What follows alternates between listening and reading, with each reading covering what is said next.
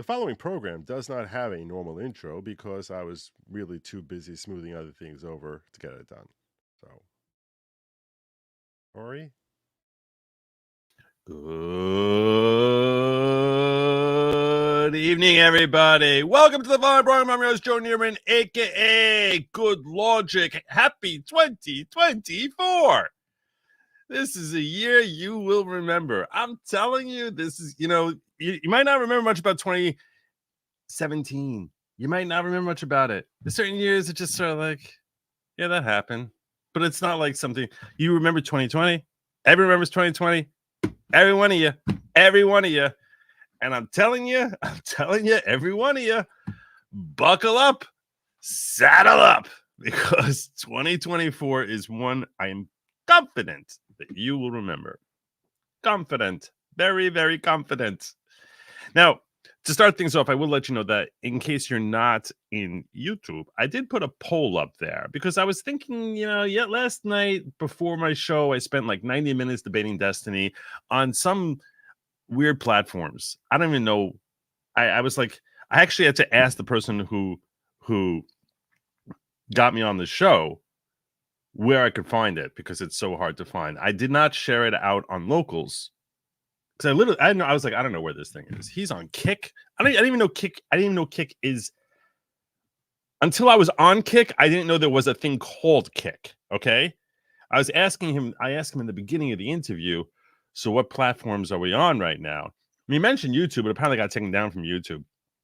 I don't know why. Maybe he did it. Maybe YouTube did it. Doesn't really matter. And we were, I don't know. It's several. I think Twitch, Kick, and I don't even know what this is. I don't know what this stuff is. I'm not kidding. I feel like blissfully unaware. And you would think that someone who makes their livelihood primarily through social media would be aware of these sort of things, but I'm not. So anyway, I put a poll up there because I was like, maybe people want to hear. It's an argument about the Trump Florida case. That's what we basically spend 90 minutes arguing about. A little bit of a circular where I was like I'm like, I don't understand what you're not understanding, and you think I'm not answering your question, which is just not true. Like it's like your question isn't making sense. But I can walk you through and explain what I meant in case, because clearly he was struggling with what I was trying to convey as to why his question wasn't making sense. And maybe, I don't know, maybe some of you could help me understand what I was saying that was so confusing. At a certain point, it was 3-on-1. And I made it like someone said something about like, hey, it's not right to go at him 3-on-1. I was like, that's okay. You need 5 people. That's all right. Like, I was like, bring it. That's all right. Bring it. It's not like you got much going on here. I'm not worried. Let's do it. I just need to be able to answer everyone. Don't tell me like, because that became an issue at one point. One person asked me a question, another person asked me a question. I answered one person's question. I was like, you're dodging my question. I'm like, I only have one mouth. Anyway, we can go through it, but I don't have to because it sort of feels a little bit like it feels like it's like self-soothing when I watch my own stuff, but I think people enjoy it. So, and I don't like doing like the whole self-soothing thing.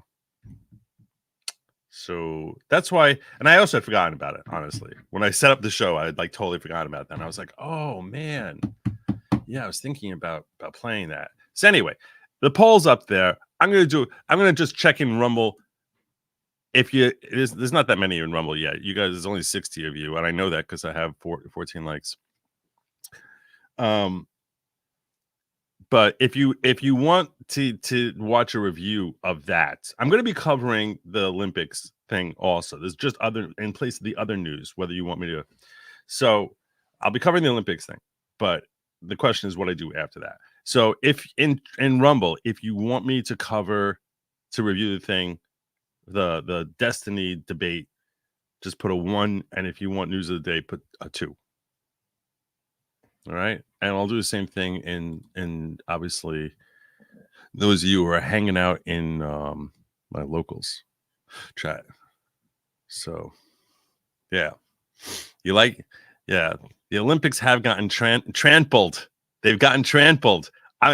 That's a term I literally came up with a half hour ago, and I was like, that is such a perfect term. Trampled.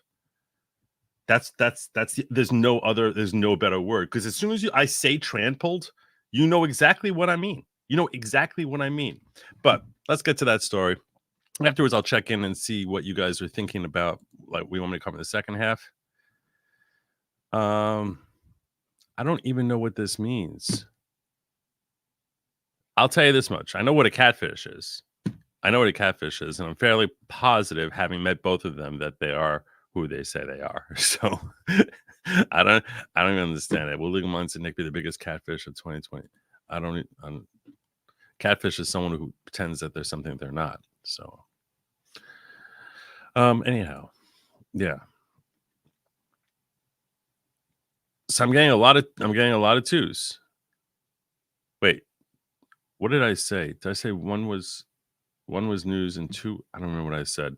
What did I say? I said one was the review and two was the news. Wait, one was Destiny and two was the news, right? Because I'm seeing a lot of twos. Let me see how my poll is coming. Let me see how my poll is looking. Wow, the poll's really even.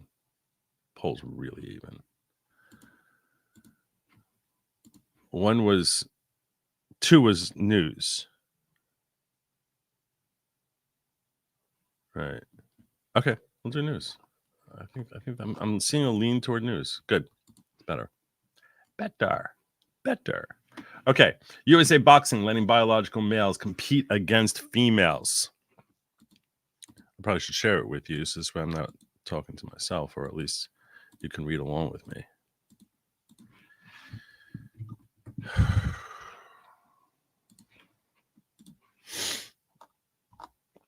The national governing body for Olympic style, they've been allowed in the Olympics for a while. I mean, I think it was a year and a half ago that they said we're going to have trans athletes. So it's not like a long while. It hasn't happened yet in the Olympics. But the big news is that the Olympic Committee, what they had announced when they let people in, is they said that every division of Olympic overseers can decide what rules they will have, and we'll just allow people in even if they have testosterone that's above, what's expected for a normal, for an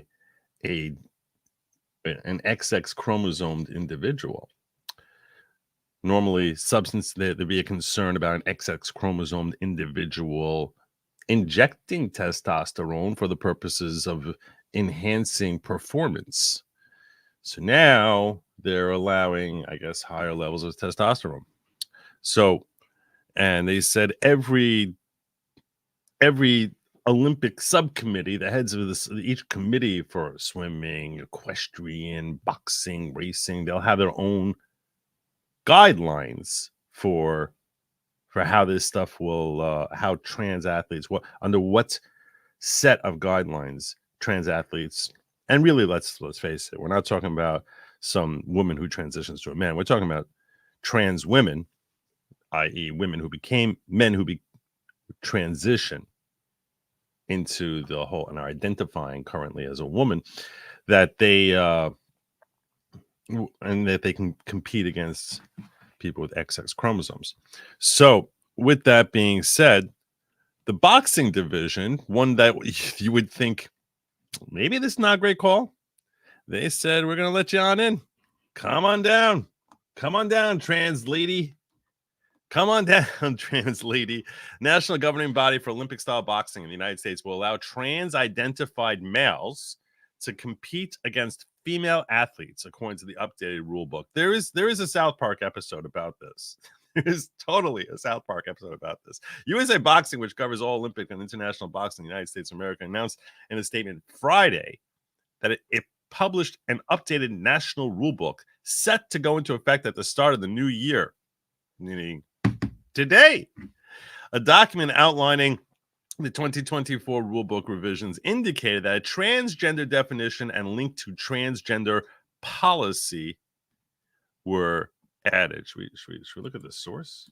See the document? There's your source. I don't need to see. They don't. Control F. Trans. Where's your link? Where's your link? That's not a link. That's not a link.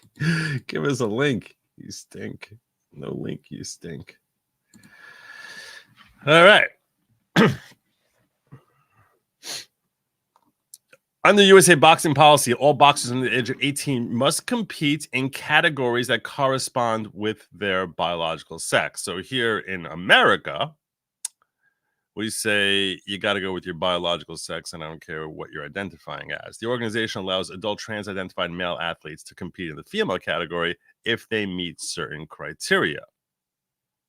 The transgender policy, introduced initially on August 5th, 2022, lists the conditions where a boxer who transitions from male to female is eligible to compete in the female category. Trans-identified males seeking to compete as women must have declared that his gender is female and has completed gender reassignment surgery. So we're going to look at this trial objectively. So first, we're not talking... You can't have the male parts on you.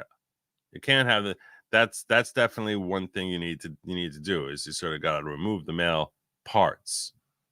I assume that's part of what we call gender reassignment surgery, is that there's actual removal and perhaps insertion. And for a minimum of 4 years after surgery, has had quarterly hormone testing and presents USA boxing documentation of hormone levels. So, to be fair, this is not someone who just became trans 10 minutes ago. This is someone who has been trans for, let's face it, it takes a while before you can't just get trans surgery 10 minutes after you decide to become a woman. It takes a while of processing and all that other stuff. So, and the psych evaluations, which a lot of people say there's not enough psych evaluations. And I'll tell you this, I want to be clear. I've said this before, and I want to say this again. Any individual who's over the age of 18 who decides that they want to transition, whether from male to female or female to male, my perspective on it is it's not my business. I really don't care. You're grown. The same way if you got a tattoo or you shaved your head or whatever it is, I wouldn't care. This is something you're doing to yourself. It's a choice you're making for yourself. I don't care. Go ahead. Do it. The only time it becomes an issue is when there's an impact on others that result from that, from your decisions. And there's a foreseeable consequence. When I look at that person internally, while I say I don't care, if anything, I feel pity for the person. I genuinely feel pity. I'm like, you obviously had a miserable life that you could think that this is like the healthiest choice for you. I think you had a miserable life.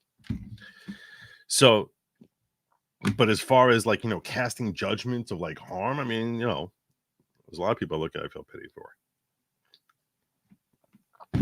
So, but obviously, if someone who has Y chromosomes is stepping into a boxing ring with a woman who does not have Y chromosomes and all the attendant hormonal impacts, the attendant muscle mass distinctions. So that is something which obviously should cause grave concern to anyone who gives the slightest damn about the human species, that this person is going to kill someone. It seems like it doesn't seem like a very far-fetched thing when it's like basically you're giving license to someone who biologically is far more suited to kill the other person.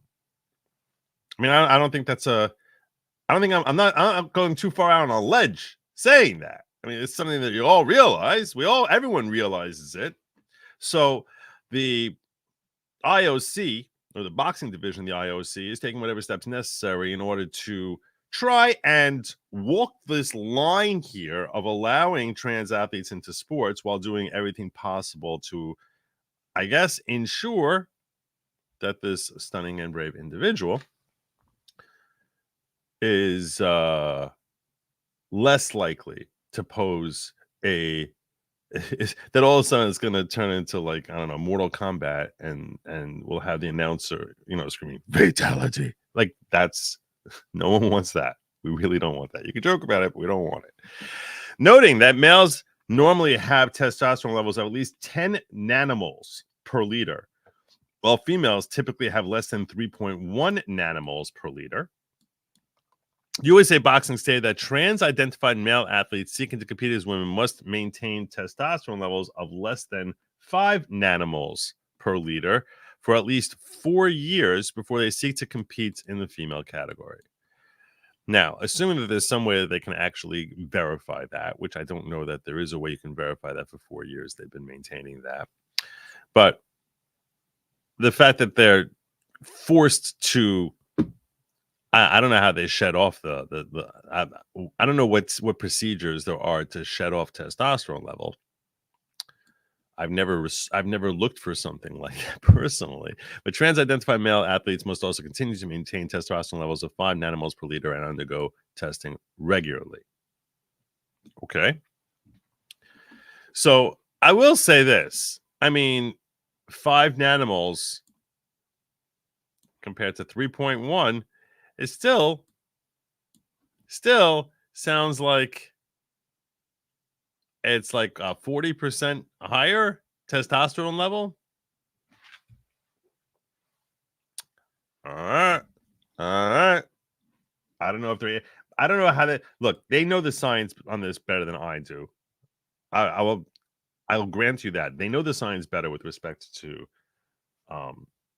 the impact of this, or at least they purport to, and I do not purport to know the science behind this.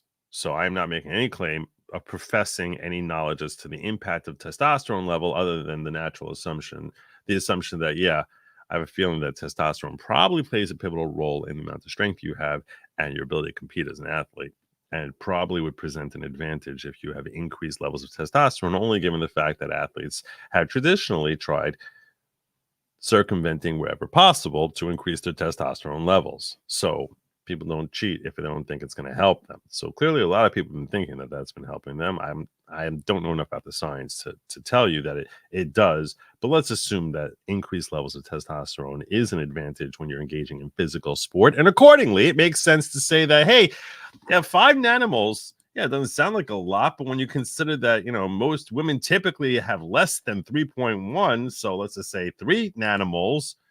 So they got 60%. That sounds like a significant percent difference to me. Just to me, it sounds like a significant percent difference. I don't know. It sounds significant. Now, maybe the reason they came up with 5 nanomoles is because they can't shed below 5, or it's difficult, if not impossible, for a Y chromosomed individual to manage to shed down their testosterone, under 4 nanomoles. Maybe, I don't know, but that still doesn't change the fact that they got an extra nanomole or two. I mean, they definitely seem to get an extra nanomole or two per liter. In the event of non-compliance, the athlete's eligibility for a female competition will be suspended for 12 months, the policy states. Retesting testosterone levels will then be required. Kimmy says it's the East German women's team all over again. That's what I remember it being, the East German. I remember it being that, but think of how long ago that is. Kimmy, think of how old we are.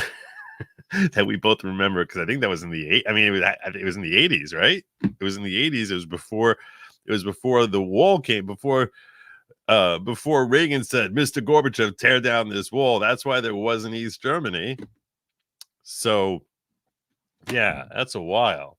I think most of my viewers probably do not remember the East German women's team, but I do think it was testosterone. V, how you doing, brother? The problem is more than muscles. The male cranium is far more resistant to impact, and bio women get a lot more concussions and easier.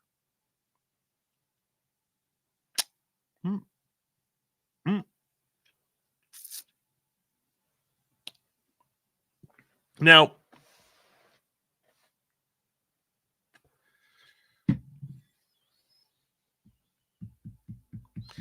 I have a very mixed feeling when it comes to women's sport in general. Women's sport in general, I have a little bit of a problem. And I'm going to come back to this article because there's a lot more here. But V Radio is saying that it's still unsafe because of they tend to have thinner skulls. Ladies, take that as a comment. You're not as thick-skulled as men. But yeah, so they're more susceptible to. I mean, I don't know. He didn't say that, but that's how I'm taking this. Far more resistant to impact. Sounds like thicker skulls. But the organization, let's go a little further here. Let me take care of this and go a little further. The problem with these Olympic standards is that medical studies have proven that males only lose about 5% of their strength and none of their puberty advanced over female puberty. So denser skeleton, lungs, etc. Yeah, they're gonna have an advantage. I think everyone knows that. Create a new category called organic female. Solved. So then you're basically going to have trans athletes versus, or each other. That's essentially what you're talking about. Having like three different categories in the Olympics. That's what's ultimately going to happen. Also, eating Joe and estrogen pills, hormone therapy lowers testosterone. It's still double of that the average that a woman has. That's what I was saying. 5 nanomoles, it's on 40%. That's a lot. That's pretty significant. And good evening to you, Cable. So the organization, make sure.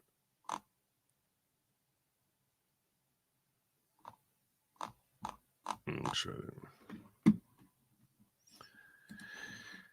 The organization says consistent with November 2021 International Olympic Committee framework on fairness, inclusion, and non-discrimination, blah, blah, blah, blah, blah, blah, blah. The purpose of this policy is to provide safety and fairness for all boxers. Riley Gaines, former female swimmer who has emerged as one of the most outspoken critics of policies allowing trans-identified male athletes to compete in women's sports, vehemently disagreed with the organization's analysis. In a post on X, let's see what she said. In a post on X, this. Do you understand this means men will be glorified for beating up on women? Not only glorified, they'll be deemed brave for such actions. Slippery, slippery slope. So there you go.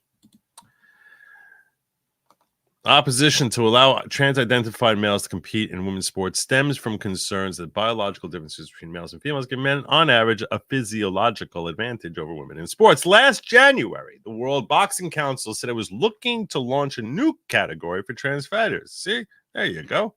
There you go. That's what Joey here is talking about, to ensure safety and inclusion.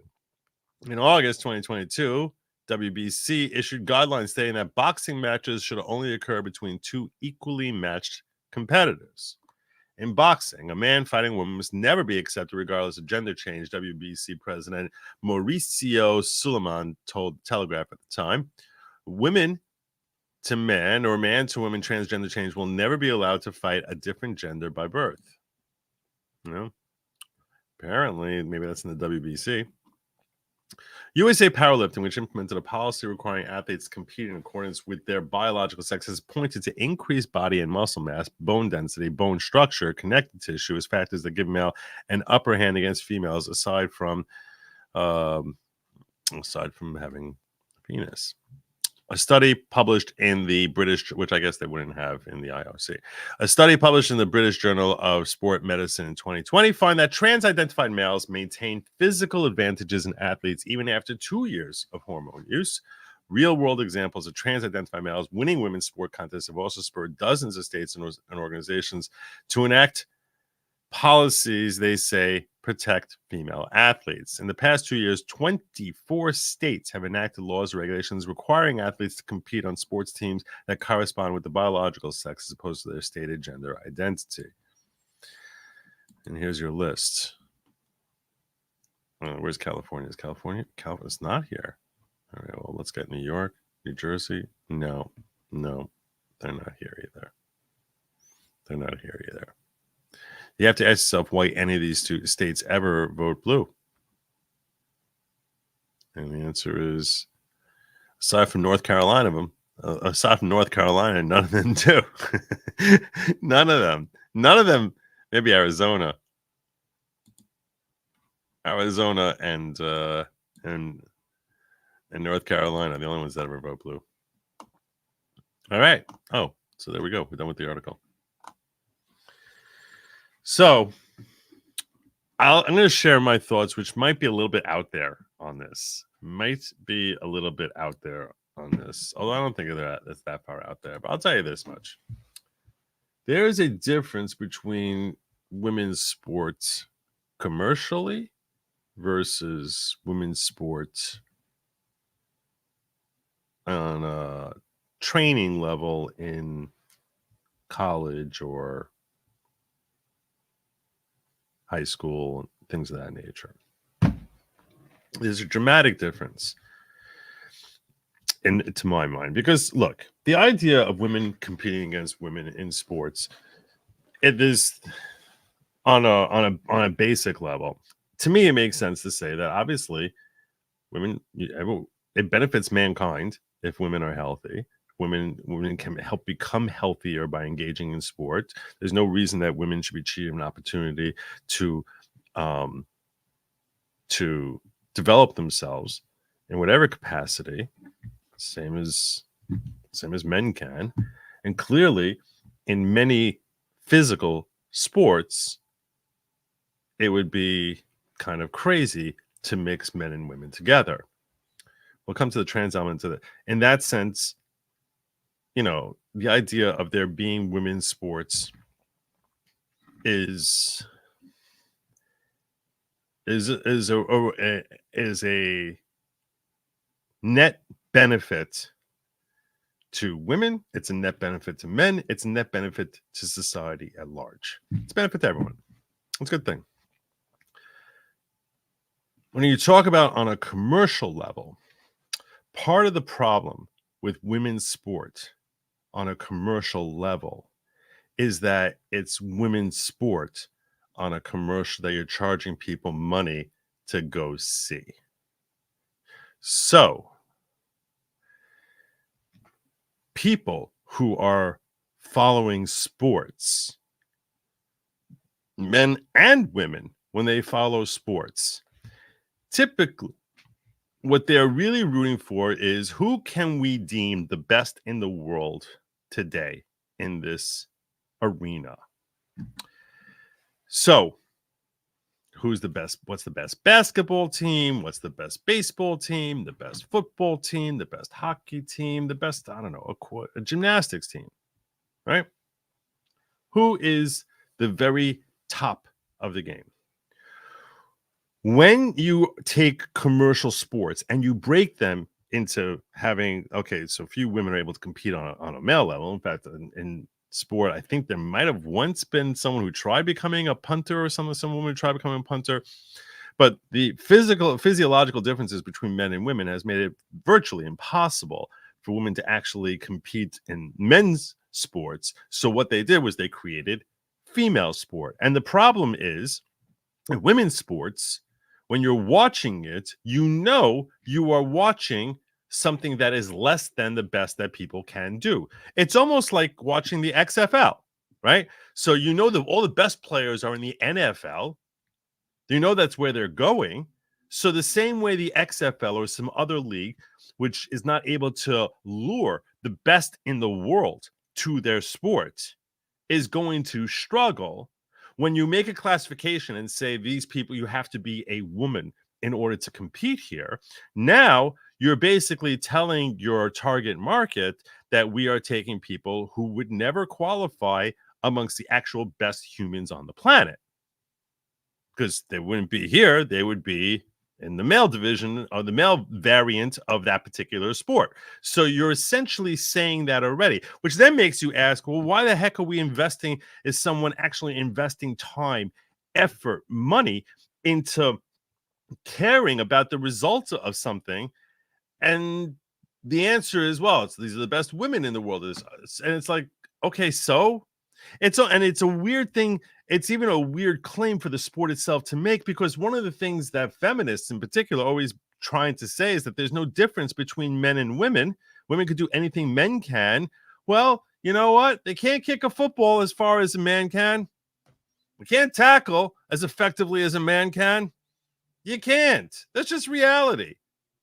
So I think there's something that's kind of funny about the whole trans men or trans women going into women's sports, because on the one hand you're saying anything you can do, I can do better. I can do anything better than you.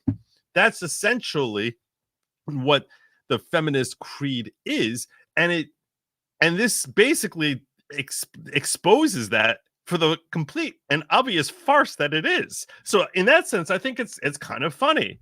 So does that mean I'm trashing on women's sport in general? No, I think we need women's sport. I think women's sport is a great thing for society. I just think that when you try taking that to a commercial level, good luck to you. Good luck to you. No one wants to watch it. And there's good reason why no one wants to watch it. Because if you were forced to watch it yourselves, you probably wouldn't want to watch it. The same way you wouldn't want to watch the XFL. I'll tell you, the same way if you started a league of, like, you know, the over 50 baseball players, no one wants to watch that either. In fact, it's easier probably to get that, because then you get some names that might have some recognition from 25 years ago. So they'd be like, oh, wow, that's pretty cool. I get to watch. I get to watch. I don't know. Dave Righetti pitch again.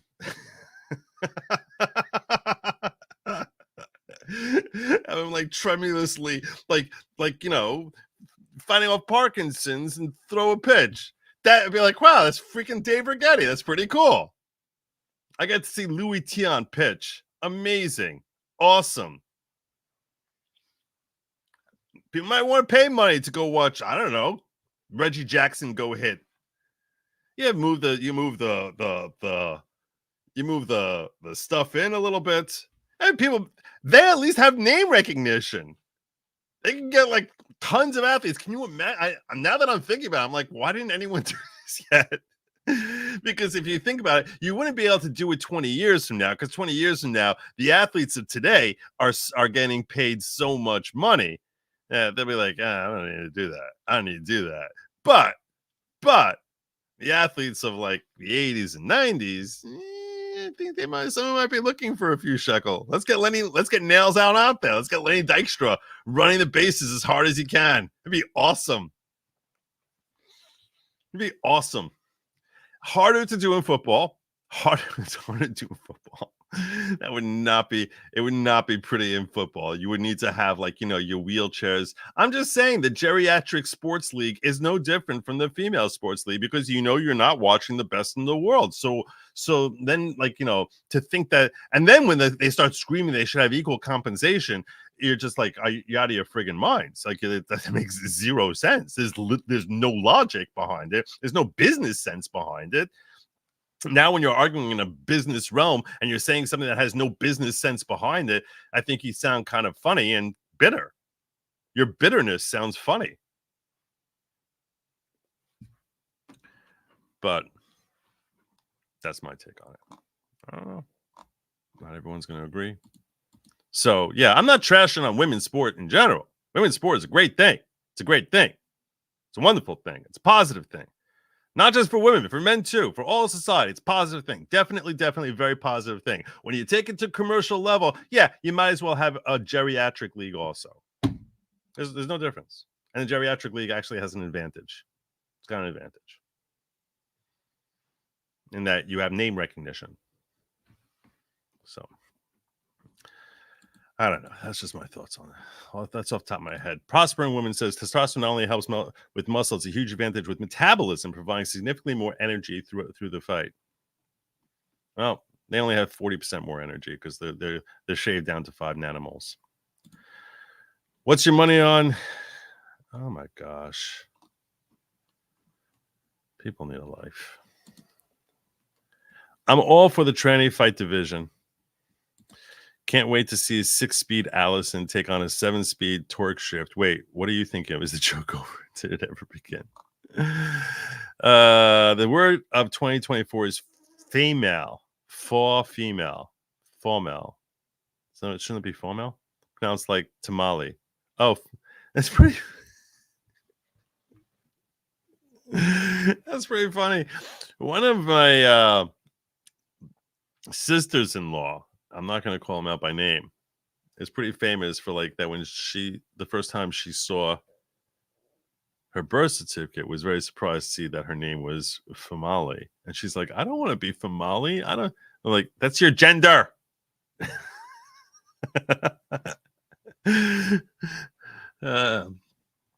She's a good person.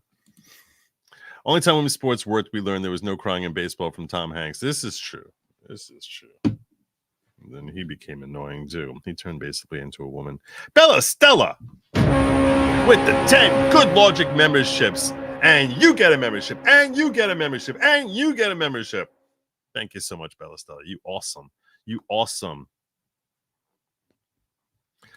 The Extreme Tyson legally fighting women. Imagine. Yeah, imagine. They'll just smack off his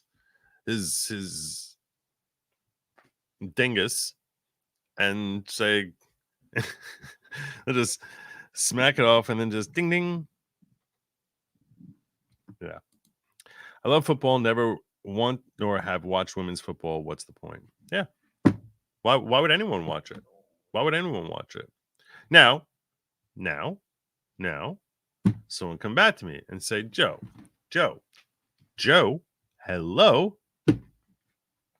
There's not a single male college football team that would compete with the worst, the best. You take the best college football team on the planet, and they're going to get crushed by the Carolina Panthers.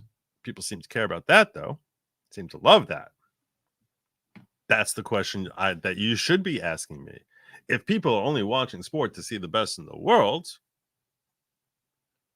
why does college football, college basketball, why are these things as commercially successful? And I think that's a very fair question. That's a very fair question. We'll see if any of you know the answer. Nicholas, Sweden's best female hockey goalkeeper of all time, Kim Martin, was second goalkeeper in SHL Division II, and that was an amazing accomplishment. Yeah, being the second goalkeeper, worthy to celebrate, but she was never going to the NHL. Yeah. Which even that, you would think a goalkeeper, it's like there's not much contact that goalkeepers tend to have with as far as on a physical checking people type of thing as a hockey goalie. You would think, why can't they compete? You would think a female goalie should be able to compete. If there's going to be any sport position that a woman could compete, that would be one that you would say, okay, like a punter in football, right? Or I guess field goal kicker, something like that. You would think, maybe one of them will become like a Legatron kind of thing. And yet, and a goalie all the more so, because there you might think, okay, men are going to have more muscle mass in their legs, so they're more likely to be able to kick it further. So, the furthest a woman might be able to ever kick a field goal would be like 40, 45 yards, whereas, a really good NFL kicker can consistently hit 50. So why would they take the 40-yard kicker? Like, no one would want to do that. The extra few yards make a big difference. But you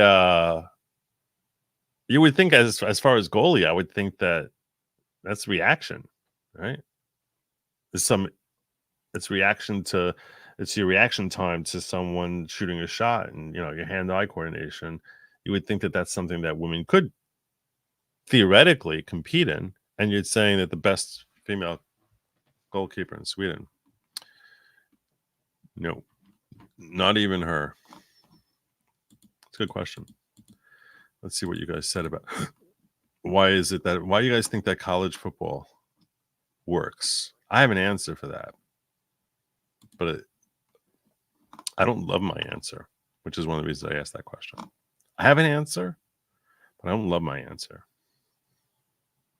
Hey, Steve, great seeing you yesterday.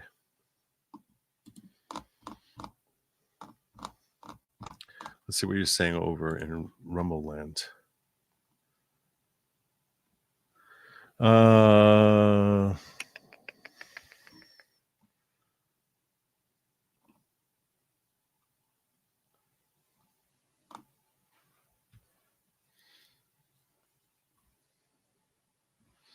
Wolf Dog points out, by the way, men's and Rumble says that men's figure skating is not as popular as women's. Not sure why. I'll tell you why, because the whole thing about figure skating is the beauty and grace that you're able to see.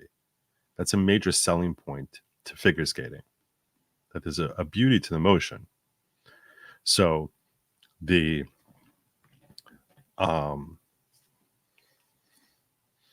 yeah, and that grace, that's a reason. That's one of the reasons that women's gymnastics is so popular, is because, and, you know, it's arguable. I'm not sure if it's more popular, but likely to me is more popular than men's gymnastics, even though a man might be able to do an extra couple of flips, because there's something we appreciate seeing women display beauty and grace as opposed to physicality, physical strength. I have an answer. My answer is this: on the college, why is it, if sport is about seeing the best in the world, this is the question in case you join late.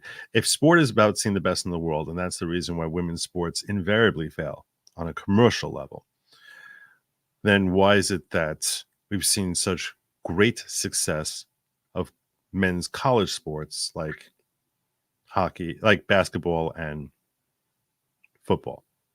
Because there's tremendous commercial wealth that gets poured in by those NCAA teams.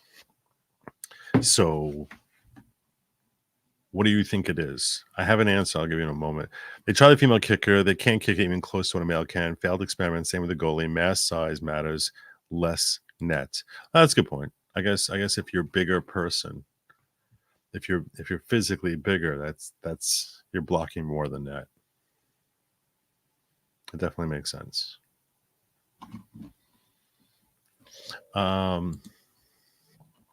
Here's my theory about why it is that college sports work on a commercial level. I think there's two things that are at play here. One is there's a certain built-in support for your alma mater. So I think that is the birthplace of a fan, the typical fan, is and the interest becomes self-fulfilling, meaning, so they have their their student body serves as, like, a base of rooting interest, and I think that that's definitely part of it. I think there's also just somehow, and I can't really explain how, it became part of American culture.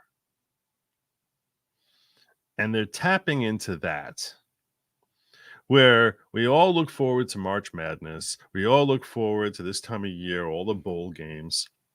I think they had some phenomenal PR. But it's like, when I was growing up, so I was a fan of St. John's in basketball, the Red Storm, which I was furious when they changed from Redmond to Red Storm. That was my first brush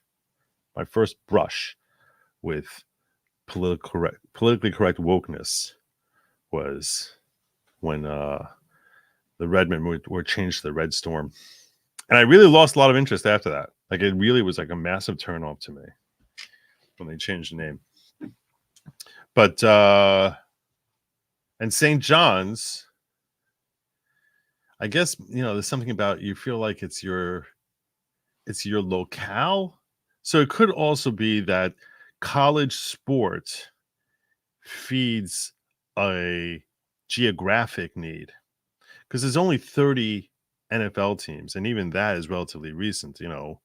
As recently as 25 years ago, there was, I think, 28 and 26. I mean, it was like, so if you can actually feel as if, hey, I'm 2 miles away from that college campus, you sort of start latching into it and developing an affinity for it. So I think that since there's obviously, 4 times as many,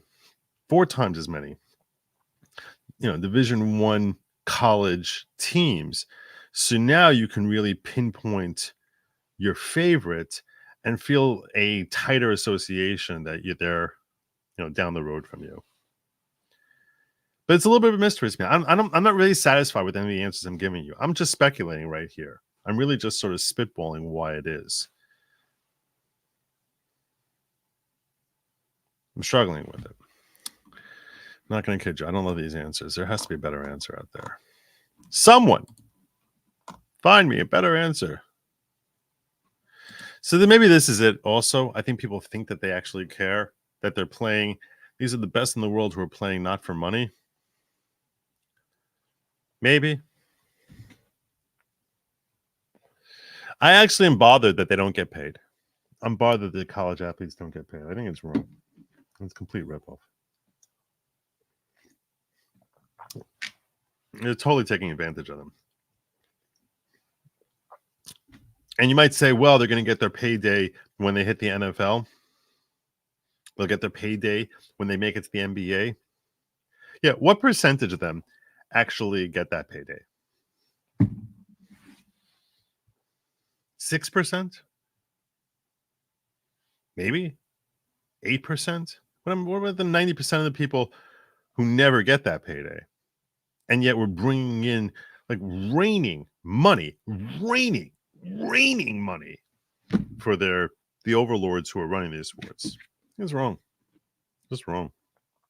Oh, we're going to taint the sport if the college kids get paid. Why? Like, they're not going to love their university if they're getting paid? I don't get it. I don't know. Oh, if anyone hasn't said it yet tonight, get effed Bama, go blue. Hail to the victors. Was so cool to see U of M finally win the Rose Bowl. Well, there you go. Congratulations. Hail to the victors. Women's MMA is highly profitable, but for whatever reason, a lot of women watch MMA. Women don't support women's sports usually. But here's the thing. I would bet a solid 15 to 20% of men's sports, the attendees are women. Like, they're not targeting men exclusively. They're really not targeting men exclusively at all. So, and you never see a dude at a women's sporting event. I mean, never.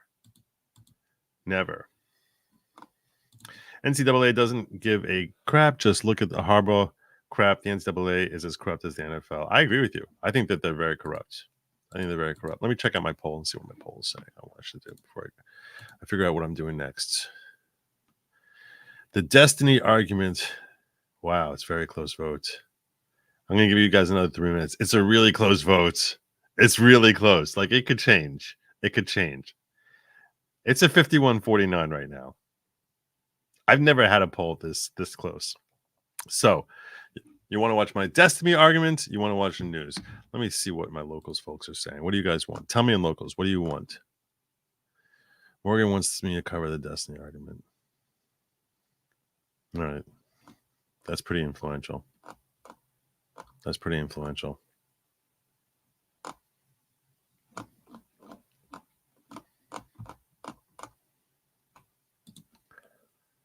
Joe wants the news.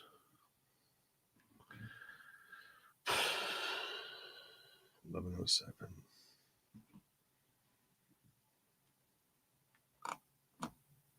That's pretty influential too. What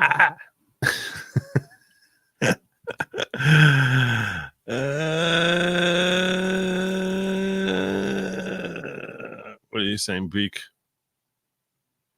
Divine Grifty wants news. Like I said, I never had such a close thing.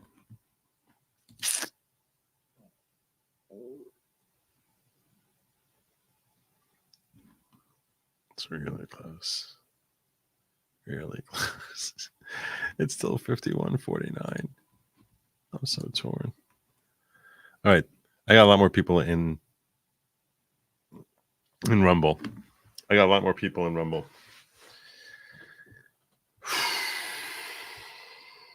So, Rumble, Put 1 for destiny argument, 2 for news. Try this one more time. 1 is destiny, 2 is news. Oh my God, this is so close.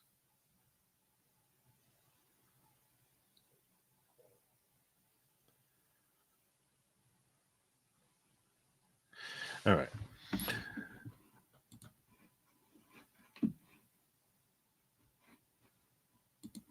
This is what I'm going to do. This is what I'm going to do. I said I was going to cover the news. We're going to stick with the news. It was so close, and Rumble's definitely leaning toward the news. Rumble's definitely leaning toward the news. So, and it's so close on YouTube. It's 51-49 in favor of destiny argument with 500 votes. So that's not really giving me much guidance at all. That's not giving me much guidance at all. So I'm going to go with what I said I was going to do, which is the news. Let's talk about the news. Okay. Where was this?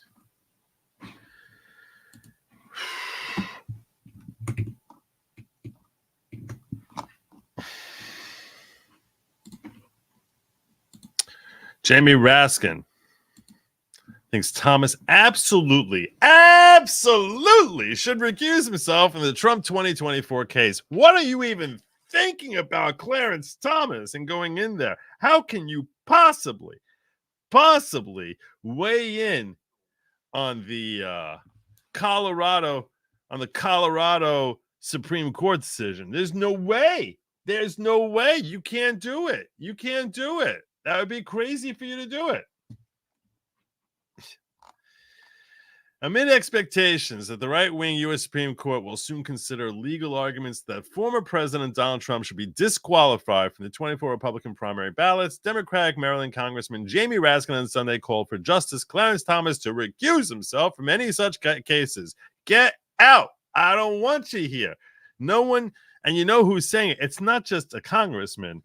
Raskin is a constitutional scholar.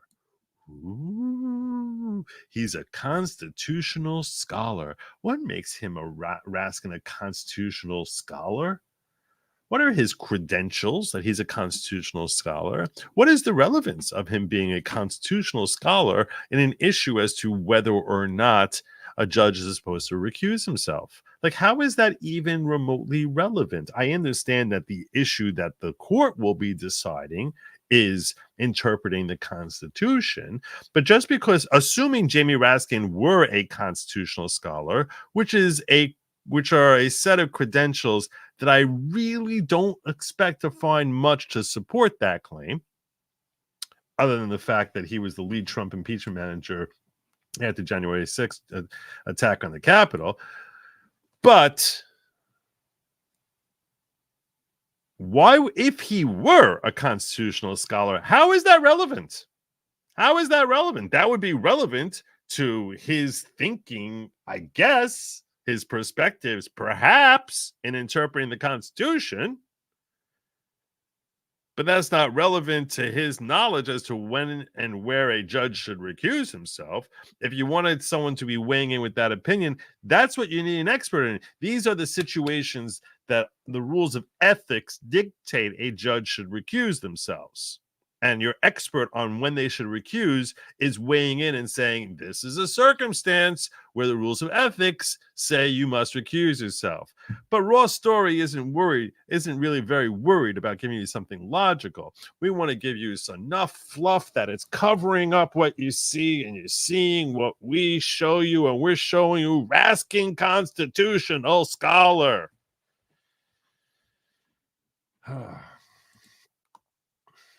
Now that we just call him a constitutional scholar, let's talk about the whole claims about the Section 3 of the 14th Amendment and Constitution after inciting insurrection. And this constitutional scholar is going to tell you all about who should recuse themselves. How is that relevant? It doesn't make any sense. It makes no sense. Thomas isn't one of the court's 3 justices appointed by the twice impeached former president, which he's not saying that they should recuse themselves. If anything, I would think that that's what your claim would be, that they have a bias. All right, but But his wife, Ginny Thomas. Oh, his wife. Oh, we're having guilt through association now. Oh, it's guilt through association. Oh, it's bias by association, bias by implication. Oh, participated in the far right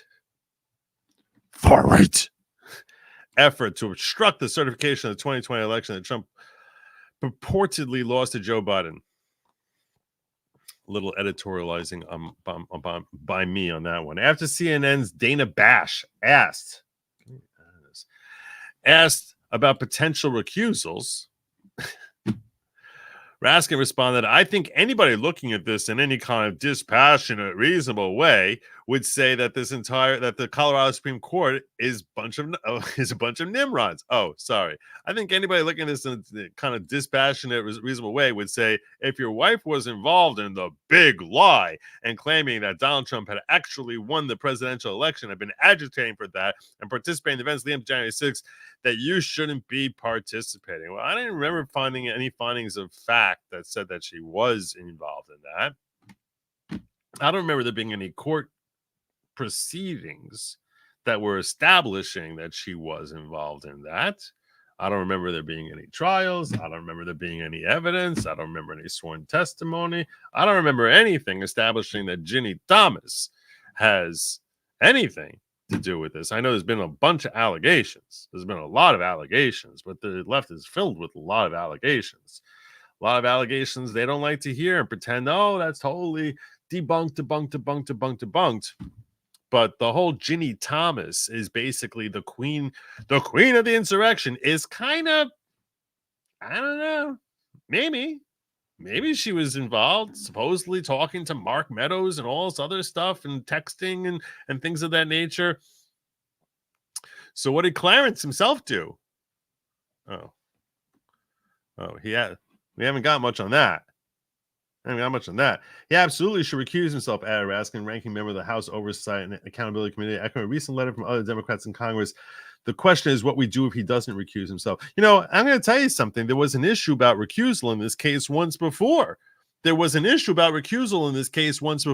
issue was with the district judge, Sarah Wallace, who was presiding over this case in the first place, after she donated money to an organization that was looking to was formed for the purposes of censuring the Colorado GOP for allowing Trump on the ticket. That's why they were formed. And she's like, oh, that sounds like something that needs more of my hard-earned dollars. I'm going to give my money to this organization that wants to yell at the GOP for having the audacity to put him on. And now I'm going to preside over a case determining whether or not he should be put on. And Trump's lawyers were like, we think you got to recuse yourself. And she's like, no. Why would I have to? Why would I have to do that? So apparently she's able to be very impartial. She's very able to be impartial. But Jamie Raskin, he's a big believer. Big believer that clearly that Clarence Thomas must recuse himself. No way he can have impartiality. Raskin also discussed the non-binding code of conduct the court unveiled last month amid mounting public pressure and concerns about right-wing justices taking gifts from wealthy Republican donors. What about the left-wing ones? There was that too? You mentioned them. Why would you only mention the right-wing ones, whatever that means? But you don't mention there was issues about what Sotomayor took and other people took also. And the 14th Amendment argument about Trump referencing an August essay from a pair of conservative legal scholars.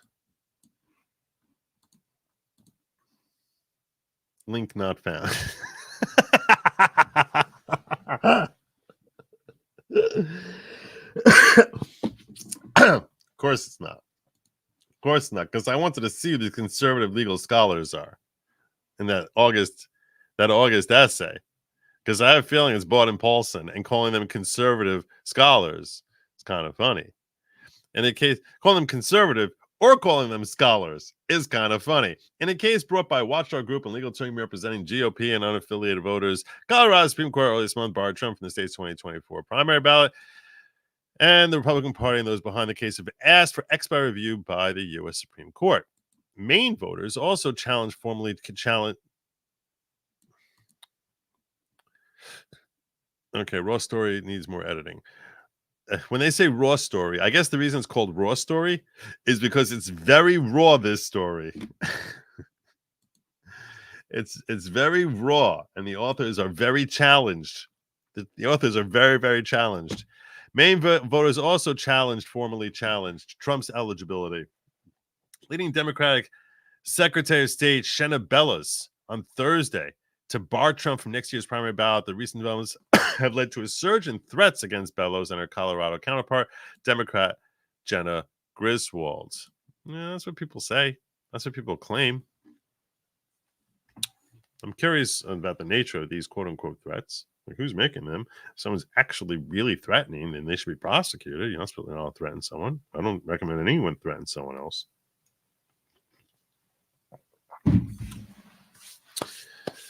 As Sarek says, threats are irrational.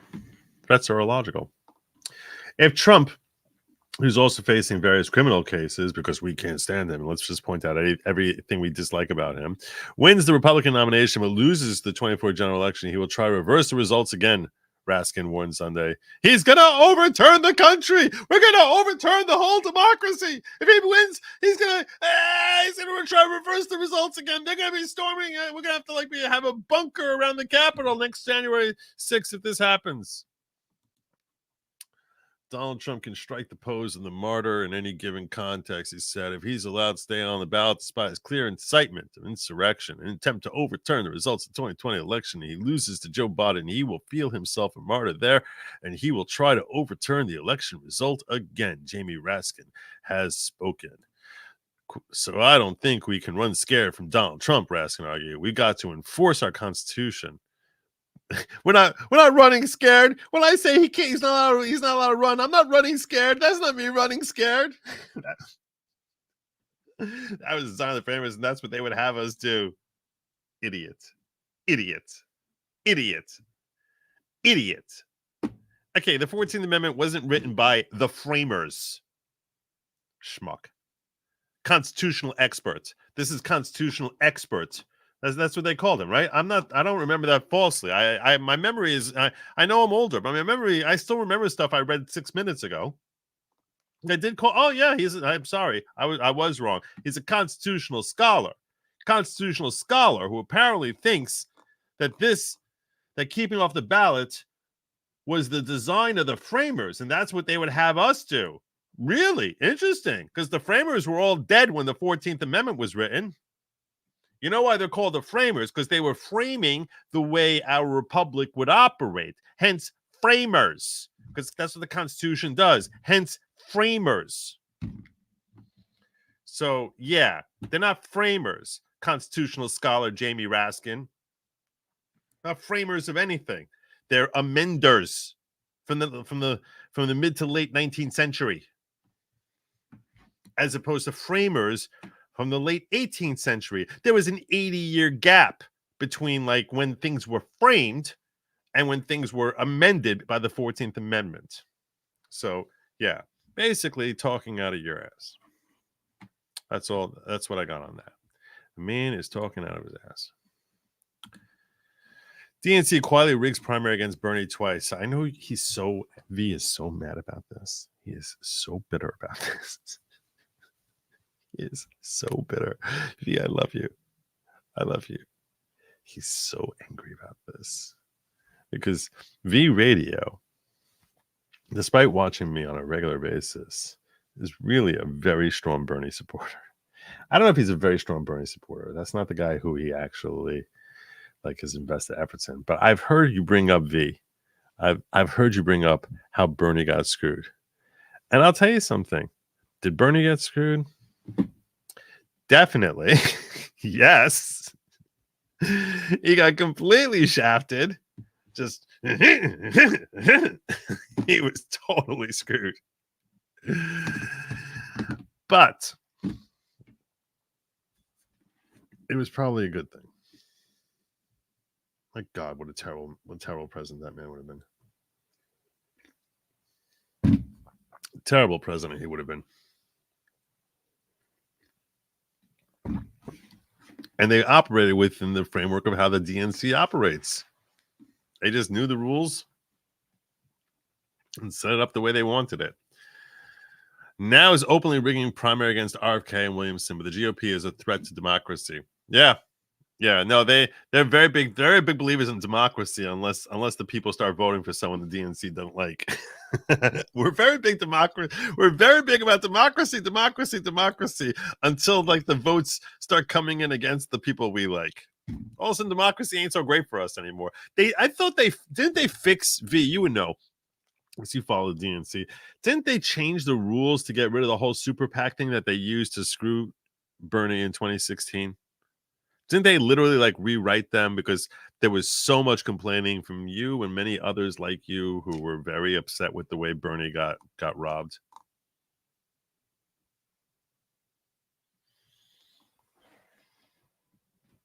I'll get there eventually. I think they did change it. I'm pretty sure they changed it. Breck Nichols. Give you one of these just because I like you. Joe, my friend, Happy New Year to you. Please send my love to your father and your fetching wife, clearly a saint.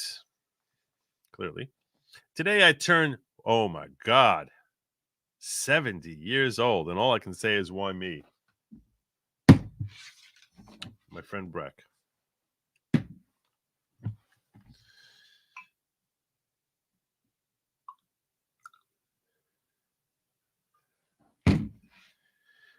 I say to you, my friend, top this a little more. You didn't ask for me to raise a glass to you, but I will. Breck Nichols is someone who has been watching my show back before I was on Rumble. Ended up transitioning over to Rumble. But he was one of the first people to ever super chat me at all. Like when I got monetized, he was one of the first to super chat me. Longtime follower. Just a great base man. So I say to you, my friend, who today, who was born, I guess, by my math, on January 1st, 1954. I think that makes you an Aries, but I'm not big on that whole thing. Anyway, I say to you, my friend Breck Nichols, that I hope your 70th birthday is phenomenal. I hope your year is phenomenal, and that you should have only peace, blessing, personal growth, and continue in that growth every day. A little bit more growth, a little more, keep going with the effort, a little more growth. This, when you turn 75, when you turn 80, we celebrate with you your 85th birthday, your 90th birthday, your 95th birthday, your 100th birthday. God bless you. Many more decades of long life, perfect health, and peace between you and your fellow man. Salud.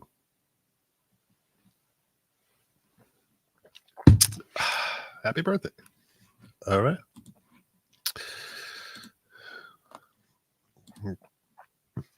Mega Mama says, Raskin's a constitutional scholar and I'm Albert Einstein. I don't think I can maintain my composure in front of these yo-hos. This makes me vehemently argue. I'm angry. As it should. As it should. All right, we're going to the next story. See, I tried to save stories and I did something stupid in the way that I saved. So I didn't save the normal way. This is one reason I was kind of hoping the vote would come out for the other thing. When I saved, I sent links to myself, and the way I sent it, instead of sending a link, it just sent a picture. So now when I'm popping it up, well, there's a picture instead of the actual article that I want to pull up, and that's not helping anyone. So then I'm sort of trying to like be very discreet in the way I'm sort of like, behind the scenes. I'm just sort of like trying to dig things up as I'm talking, like the next story as I'm talking about this story. So that's what I've been dealing with. And I'm not really, so that's why I was like, yeah, if I can just review the Destiny thing, that would be much easier. I'll probably review the Destiny thing on Locals tomorrow. That's probably what I'm going to do. So we'll deal with this. It's probably what I'm going to do. But it's an hour and a half. That's a little longer than I like spending on locals. I tend to do for an hour. I can see that it's taking 3 hours. Oh, I missed this. Destiny poll was on a Dominion voting machine. That's pretty funny. I was really surprised by the poll result. I thought everyone was going to hear me yelling at Destiny. I was screaming at him. For those in the back, both Alabama and Michigan played a great game. I felt like I was watching the Lions play, except Michigan is undefeated. Lions are a pretty solid team. Pretty solid team. And like I said, I'm a huge fan of Amon-Ra St. Brown. A huge fan of Amon-Ra St. Brown. I can't tell you what a huge fan I am of Amon-Ra St. Brown. I love that guy. I have owned him on 3 different teams. He first came up, a year and a half ago? Right? Year and a half ago? I've never, any team I've ever had him on, I've won the Super Bowl in my league. I didn't want to jinx myself last night. And in fact, and if I haven't had him, I've not won the Super Bowl. I'm undefeated in any fantasy football with Amon-Ra St. Brown. The dude is just, and this is what I was trying to explain. I'm going to teach you all something here. Little teaching moment. There's some players who are studs out there who may put up more points on, this week and that week and next week, but they'll have their letdowns. And all you need is that letdown at the wrong time, and you're just like, ooh, I got screwed. They have the letdowns. Monroe don't let you down every single week. Boom, boom, boom, boom, boom, boom, boom. Some weeks the boom, boom, boom, boom will be like a boom, but it'll be like boom, boom, boom, boom, boom, boom, boom, boom, boom, boom, boom, boom, boom, boom. It's just every week. Amazing. I love the guy. So yeah, in case you missed it, I did win. I won in the Good Lawgic Fantasy Football League, which sounds like so freaking rigged. Makes it sound totally rigged. All right, let me get to Lauren Boebert. She was next for me. Lauren Boebert, you heard of her. She's a congresswoman from Colorado. So she's switching districts. She's currently in the 3rd district and switching over next time to the 4th district, which sounds like it.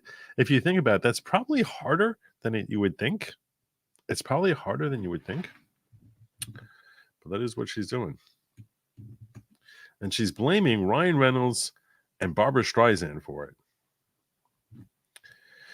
So this is this framing here is going to be very anti-Lauren Boebert. Just letting you know. Doesn't sound like it is, but you'll see. Representative Lauren Boebert is pointing fingers at none other than Barbara Streisand and Ryan Reynolds. Yeah, the ones you're thinking of, for her decision to switch congressional districts. According to Boebert, the Hollywood elites are apparently trying to buy her current district, and she ain't having it.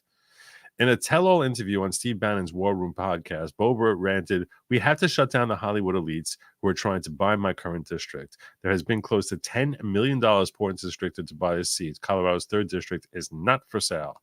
And who she blamed for this alleged meddling? None other than Streisand and Reynolds, whom she claims are backing her Democratic rivals. I can't tell you, I'm on X. Every day I get a notification from this jackass Stephen Frisch, who's like, it has this thing, send $1 more to help get rid of Lauren Boebert. Apparently, he got a lot of those $1. So she's claiming her backing her Democratic rivals. When you have Barbara Streisand coming in and donating to the Democrat, when you have Ryan Reynolds coming in and donating to the Democrat, it shows that Hollywood is trying to buy their way into Congress, Boebert declared it to Bannon. This isn't the first time Bannon has accused the star of supporting her opponents. In November, she even name-dropped them while soliciting donations for her supporters. Quote, "My opponent has plenty of funding from Soros' dark money and even Hollywood liberals like Barbara Streisand and Ryan Reynolds," she wrote in a post on X. According to the FEC, however, both Streisand and Reynolds have indeed donated $1,500 each to Boebert's rival, Democratic candidate Adam Frisch. See, I told you it was Adam Frisch. I didn't even read this article. I just pulled this up now. But I've seen his name all over X. All over X. I will tell you this. her election win in 2022, I don't have to look it up because I was following on election night in 2022. And I'll tell you right now, her election win was razor thin. Like, I mean, most of the night she and her opponent were within 1,000 votes of each other. So yeah, I think she ended up winning by like 2,000 or 3,000 votes. It was definitely less than 5,000. In a surprising twist, Boebert announced on Wednesday that she's packing her bags and moving from Colorado's 3rd congressional district to the supposedly more conservative 4th congressional district. Her decision comes after Frisch outraised her by a staggering margin, with reports suggesting he raked in over $7.7 million compared to Boebert's $2.4 million.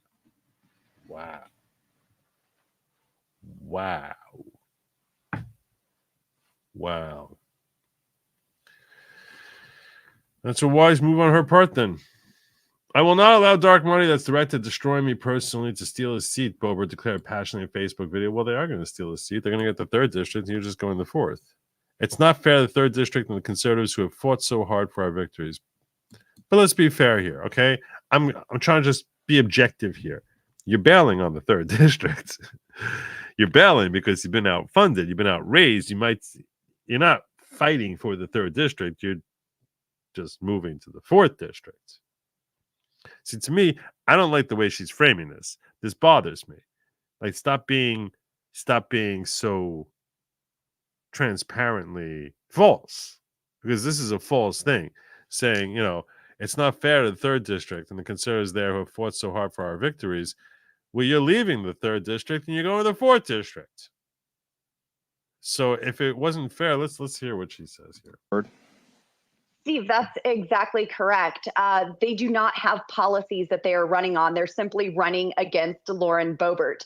And Congressman Boebert, talk to me about Colorado 4. We have the Warren Posse is in eastern Colorado, dominates, right? We've got so many great folks there. In fact, a lot of them came down for AmFest. You're now running, I think, in Colorado 4. Talk to us about that.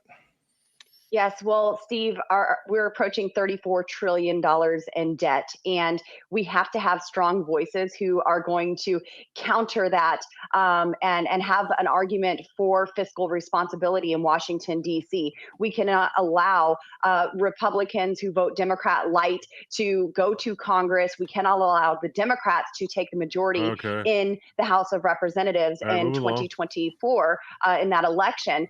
So I have made the decision to run in Colorado's 4th district. This is an open seat in Colorado, and my current district and the 4th district, they border each other in southern Colorado, and are both Reynolds coming in and donating. That money will cease, and you'll give Rod. They've raised $10 million out of Aspen. It stops, and they will not be able to buy their way into Congress. So I'm very excited about this announcement. I want to make sure. Because the audience this is one that they consider very important. You're not abandoning the 3rd. Your point is that you become a lightning rod. They've raised $10 million out of Aspen, and I take the other places in your district. It's all flowing through there because of you. You believe by switching to the 4th, you're cutting off that money will cease, and you'll give a MAGA candidate a shot to win in Colorado 3rd. Steve, that's exactly correct. They do not have policies that they are running on. They're simply running against Lauren Boebert. And it's not just Aspen that the money is coming from. It's coming from Hollywood. When you have Barbara Streisand coming in and donating to the Democrat, when you have Ryan Reynolds coming in and donating to the Democrat, it shows you that Hollywood is trying to buy their way into Congress. You have George Soros and his dark money groups that have already spent $2 million in a non-election year in Colorado's 3rd district. And so this cuts that funding that they're receiving now and gives an opportunity for conservatives to have a stronger presence in Colorado. So I'm not abandoning my district. I love Colorado's 3rd district and will continue to fight for each and every person who's in the district. And like I said, these are bordering districts. They neighbor one another. They are very similar in many ways when it comes to natural resources, agriculture, farming, ranching, but also I didn't file articles of impeachment just for Colorado's 3rd district. I did that for the entire nation. I'm not fighting to secure the southern border just for Colorado's 3rd district. I'm doing that for the security of our country. And I didn't enter. This raises such an interesting point.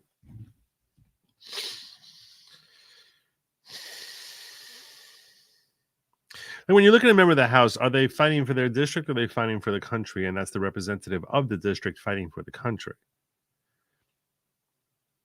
And this is an interesting thing that I just want you to consider, like philosophically, like what this is ultimately about.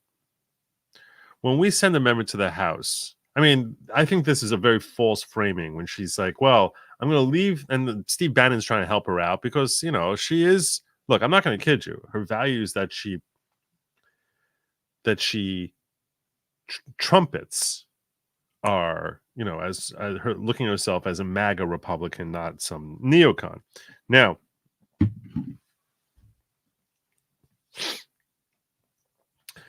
the interesting thing here is when you look at a member of the House, ask yourself this: what is their proper role? What should be the proper role of a member of the House? Put aside Lauren Boebert for a second. Just ask yourself this, just fundamentally. Do we have a healthy republic? A healthy republic if we have 430 members of the House who are each fighting for their individual district, or when the members of the House are the representatives of the district weighing in on federal policy, which is, when I was growing up, that's what I always assumed it was. With the way that money works in Washington, and with all the appropriations bills that we have, where it's like, I need $6 million for my pet project, I need 14 for this pet project in my local district. That seems like they're fighting not for the country, but for their individuals, and they're just beating other people who are not effectively grabbing money for their individual district. To me, I think that the healthiest way is if that's how they're viewed. And perhaps that's how the founders looked at it but that has morphed into something where instead of them standing up for the country and being the representative of their district, they're standing up for their district. And it's basically 435 people who are opposed to each other based on they're each looking to help their own individual districts. But assuming it is the latter, so now the concept of someone from the 4th district fighting on behalf of the 3rd district, what I think is false framing on it by her is that she's saying, why is this money coming in here? The money's coming in here because there's the name Lauren Boebert here, and that name bothers the left a lot, and they want to get rid of Lauren Boebert, so they're just streaming all this money into my adversary Adam Frisch to come after me. So now the money will stop coming in because it's not Lauren Boebert in the 3rd district. Okay, so what's going to happen 10 minutes from now? The money's going to start flowing into the 4th district. That's what's going to happen. Who is the 4th district now? Is it Republican, or who's the Colorado 4th district? Was that?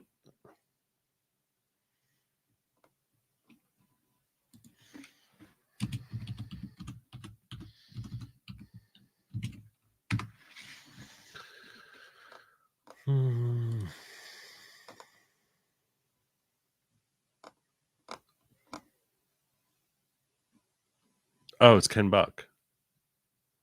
Oh, so he's leaving. He's retiring, so she's going to the 4th district. Okay. All right. But this is what we can foresee. We can foresee is that now Adam Frisch, the Democrat from the 3rd district, has coffers that are fat and going to decimate anyone who goes against him and just kill them with campaign ads that will be running at probably an 8-to-1 ratio compared to the much more poorly funded GOP candidate, whether they're MAGA or some rhino or whatever they are, that candidate we can expect is not going to be able to raise the money that a Lauren Boebert could raise. Not going to raise the $2.2 million that she raised. They're likely going to raise $500,000 to $1 million if they're lucky. And going up against the $7.7 million Adam Frisch in the 3rd district. What do you think is going to happen to that district? I think we can safely say that the odds are pretty high that if campaign money actually works, it's pretty high chance there that that district is going to flip from what it's currently red under Lauren Boebert to turning blue. Well, now let's think what's going to happen also with money that's coming in to the 4th district. Don't you think that now that Lauren Boebert is going to the 4th district, don't you think there's going to be money pouring into the 4th district now also?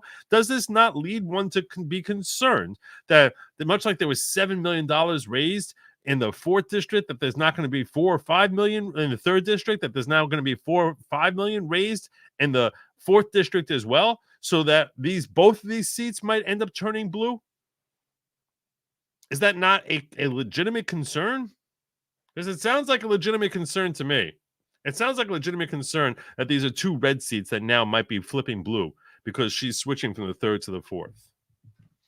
Assuming that your allegation is correct, assuming it's true that when the left hears Lauren Boebert, all of a sudden money against her just starts they're just throwing money out of their pockets, and whatever stripper is dancing up there, they're throwing the dollar bills at them. Okay. Whatever loser idiots. Well, that's what I meant when I'm saying some mindless mimbo Adam Frisch is dancing in front of them. They're like, oh, this is the anti-Boebert money. Here's the anti-Boebert money. Okay, let's assume that's actually true. So then whoever's running the 4th district against her is going to be getting the same anti-Boebert money. Now you can come back to me and say, so what should she do, Judge? Just no, you know what? You just run in your district. Just run. Just run in your friggin' district. I don't like it. And when she's sitting here saying that this money is coming in from Barbara Streisand and Ryan Reynolds, to me personally, it sounds a little whiny. Unless you have some sort of verification to establish, because $1,500 a piece from Streisand and Boebert is not noticeable money when you compare it to the millions of dollars that are being donated to these campaigns. Now, if you could tell me that they're advertising or whatever, and that he comes out there and says, "Hi, I'm Ryan Reynolds. You might remember me from such movies as Number 9 or whatever stupid movies." He's actually been in some good movies. He's actually not bad. But when Barbara Streisand puts on a little Yentl contest and sings a song about how wonderful Adam Frisch is, all right, now you're starting to sell me as far as that they're actually, influential in the outcome of that election. But unless that's happening, the $1,500 that's coming from their pocket, assuming that is accurate, which is what's being reported by the Federal Election Commission, in that case, to me, that's not Hollywood money. That's not Hollywood money. Okay? It's just not. To call that Hollywood money is a little disingenuous and saying, "Oh, pity me." I like a lot of the stuff. I like a lot of the positions she takes. I do. Don't get me wrong. I'm not trying to hate on Lauren Boebert. I'm simply saying, Lauren, suck it up. Suck it up. Go out there and kick some butt. Suck it up. And switching over to the 4th district, I think all you're doing is you're inviting 2 red seats to flip blue. That's what you're inviting to happen there. That's what's happening. That's what I'm smelling. That's what I'm smelling. Thank you, Drop. Appreciate that. Ever since the Civil War, the House and Senate has been less about the states and more about how to appease the president and federalism. Yeah. Well, apparently the House is all about this. I don't tell you. Mega Mobaz says, I live in a very conservative county in Michigan. You may have heard of it, Hillside County. It does sound familiar. Hillsdale College. We have so many here that go too far right and too far left. I don't see there ever being a peace resolution. Probably it's I think it's a problem. There's a couple more things I wanted to share with you. 2 things. This was shared with me last night, which I haven't looked at all of it yet. 2 videos that I want to share with you before I get out of here. This is a speech by Vivek that supposedly every American needs to hear. And before I go, There's a video that I was looking for 10 years. 10 years that I was convinced was scrubbed from the internet. This is a video I saw in 2001. It's a video I think I saw it on 9/11, but if I didn't see it on 9/11, I saw it the week of 9/11. It relates to 9/11, obviously. And it was a video that horrified me when I saw it. And I was trying to find it. I couldn't find it anywhere. And today I stumbled on it. I'm like, I think this, as I started playing, I was like, I think that's it. I was like, that's it. Oh my God, I can't believe it. I was sure this was scrubbed from the internet. So that's going to be the last video I'm going to close out with. That's like a 2-minute video. This is a 7-minute one.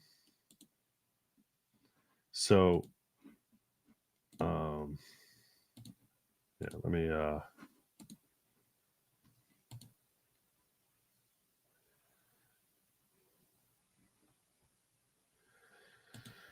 yeah. Let's start with this. We'll start with the Vivek message. Let's see what we got here.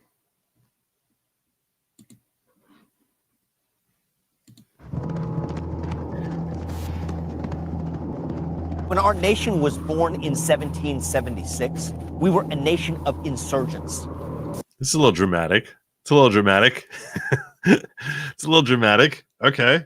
Our founding fathers stood up to the most powerful empire in the world, declared their independence, and then somehow turned assertion into reality. They were a band of rebels who defeated the reigning incumbent of their era. But eventually, the insurgent becomes the incumbent. The underdog becomes the favorite.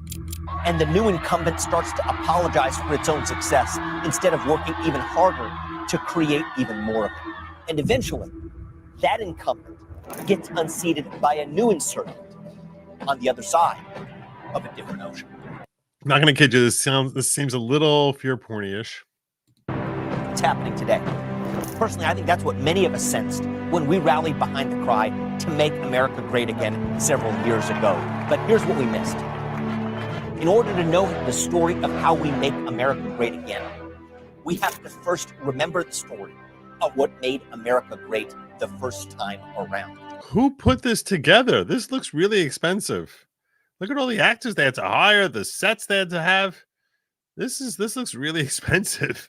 That is the story of our nation's history. It's a story we've utterly forgotten. It's the death of intellectual curiosity in America. The thing that really distinguished our founding fathers was their ability to combine those intellectual foundations with a vision for the future that didn't exist in the old world. There was something in the water back then. Something in the culture. It was a culture. I'm positive that when they signed the Declaration of Independence, they didn't blow on the desk and clear off the dust. That's a little much. That's a little much. I mean, overall, the messaging that he's saying, I agree with the words that he's saying. I'm just going to take the mick out of like some of the dramatization that's being thrown in here, because just when things are happening in the moment, no one's thinking of these are the good old days, right? The reason they're pulling the dust there is to show how long ago this is. But I'm sure that on the table there, it wasn't covered in dust, right? I mean, that was like the newest day ever. New ideas were being invented and being codified, and or new declaration being signed. This is not a dusty thing.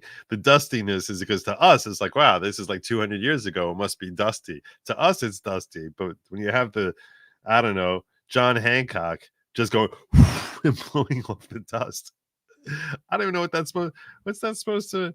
Why is there so much dust? why would there be so much dust? Exist in the old world. There was something in the water back then.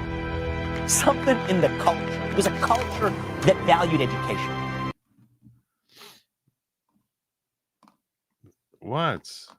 Someone super chat Joe. What? It was powder to dry the wet ink. Is that really true?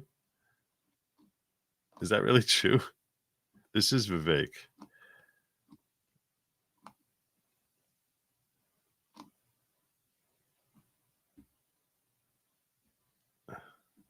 See, I don't even get this because he's like the antithesis of Nikki Haley. So I don't understand that. What am I supposed to be? What am I missing? Is this really true? Is that really true?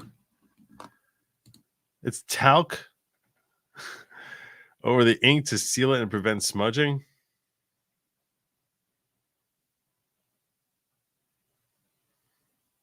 They'd be blowing it across the whole table like that?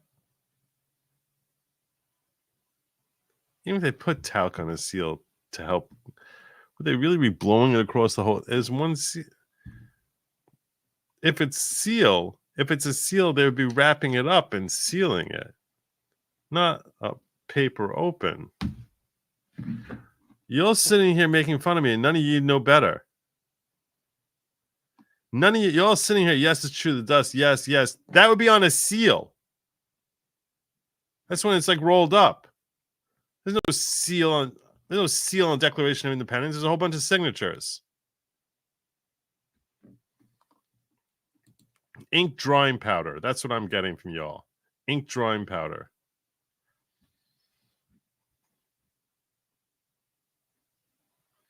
So they would sign it and then just drop drawing powder on and then blow the drawing powder away. It's definitely not cocaine.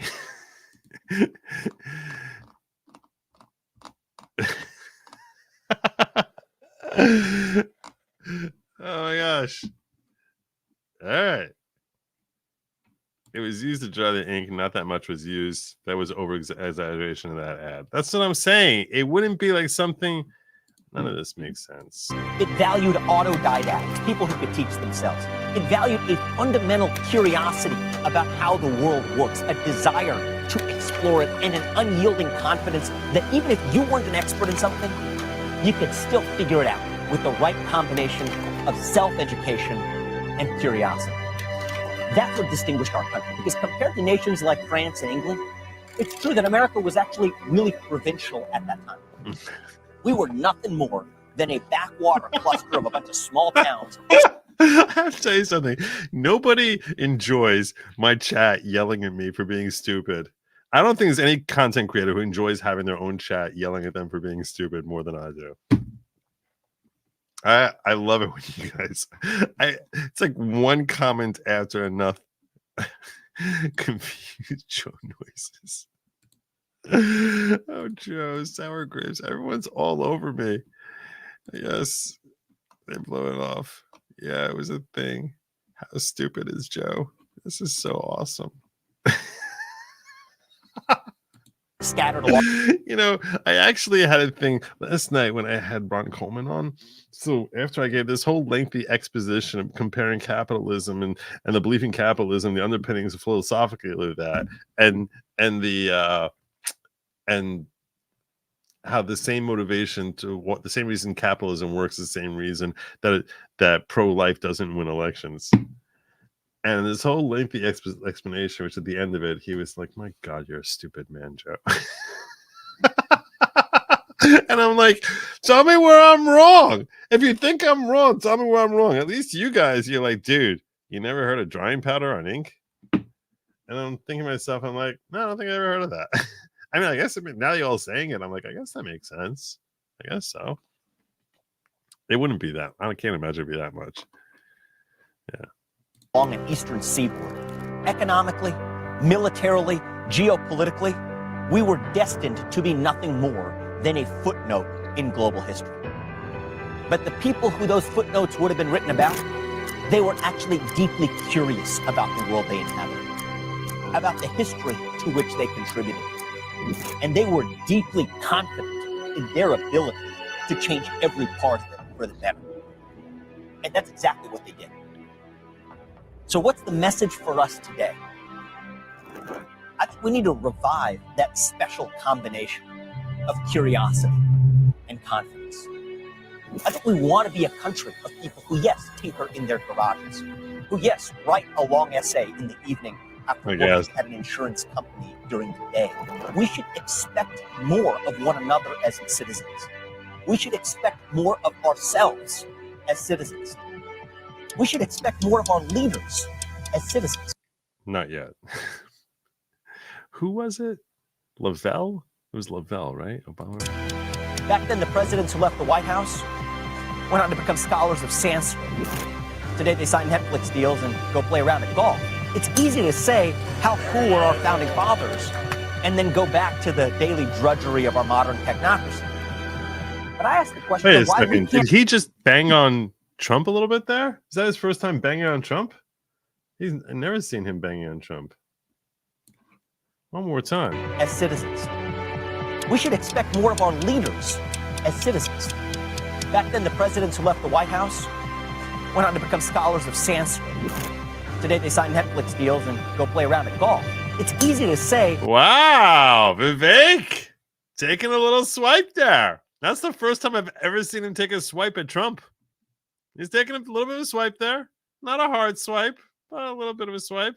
How cool are our founding fathers? And then go back to the daily drudgery of our modern technocracy. But I ask the question of why we can't, too, be a little bit more like our founding fathers. We political conservatives, we talk a lot about staying true to the political and legal principles of the Constitution, and there's no doubt that's important.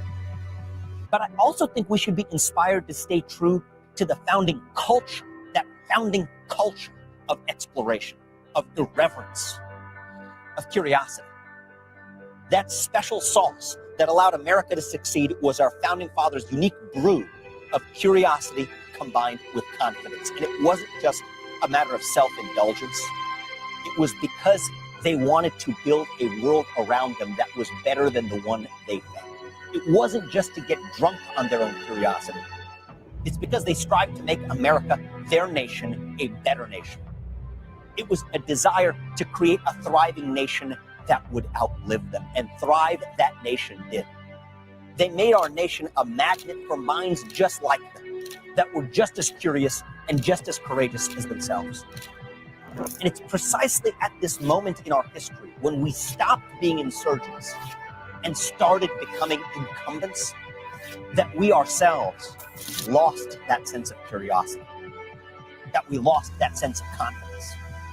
And if we don't change course, pretty soon we're going to become that incumbent that gets unseated by another backwater nation on the other side of a different ocean.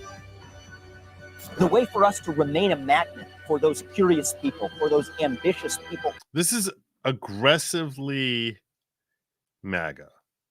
It's aggressively MAGA. He's taking swipes at everyone. He's taking swipes at everyone. It's aggressively MAGA. That's what it is.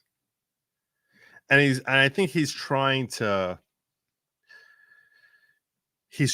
call upon Make America Great Again as his own through this ad, right? I mean, he's basically saying this is where our greatness came from, and we've lost it. Dak. A world around them that was better than the one they found. It wasn't just to get drunk on their nation did. They made our nation a magnet for minds just like them, that were just as curious and just as courageous as themselves. And it's precisely at this moment in our history. I mean, look at how he's hitting on all, like, I don't know, he's calling to the people who he expects his crowd to admire, and you know, and highlighting the people, the grossest of the gross that you would find on libs of TikTok. When we stopped being insurgents and started becoming incumbents, that we ourselves lost that sense of curiosity, that we lost that sense of confidence. And if we don't change course, pretty soon we're going to become that incumbent that gets unseated by another backwater nation on the other side of a different ocean. The way for us to remain a magnet for those curious people, for those ambitious people around the world, is by cultivating the culture that drew Joseph Priestley here, the same culture that drew my own parents here, a culture that prizes free and open debate and speech and inquiry, a culture that doesn't force a monolithic dogma upon everyone, a culture that doesn't force you. You see, he's hitting big tech there, hitting Fauci. To bow down to what a politically appointed expert says on a given day, but instead gives you the latitude to question dogmas in the pursuit of truth. You see, that's the greatest thing our founding fathers actually invented. It wasn't a lightning rod. It wasn't a stove.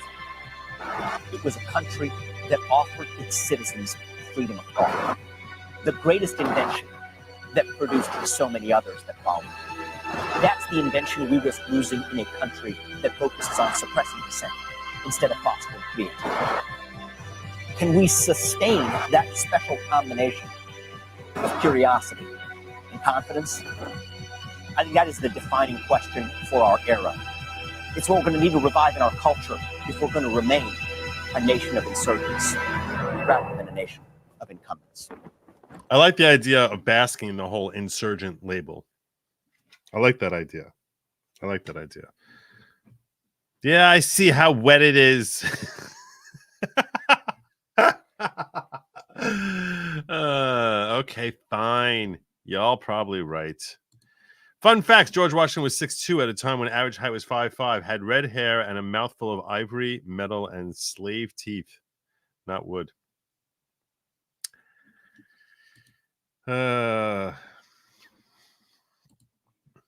Your point. All right. One last video I want to share with you before I send you on your way. One last video. I remember seeing this video. Like I said, I'm pretty sure I saw it on 9/11 itself. I remember 9/11, and I'm pretty sure I saw this on 9/11 itself. And when I saw it, it blew my mind, and I've not seen it in a long time. A very, very long time. And I was looking for it because, to my recollection, most people who experienced 9/11 saw this video.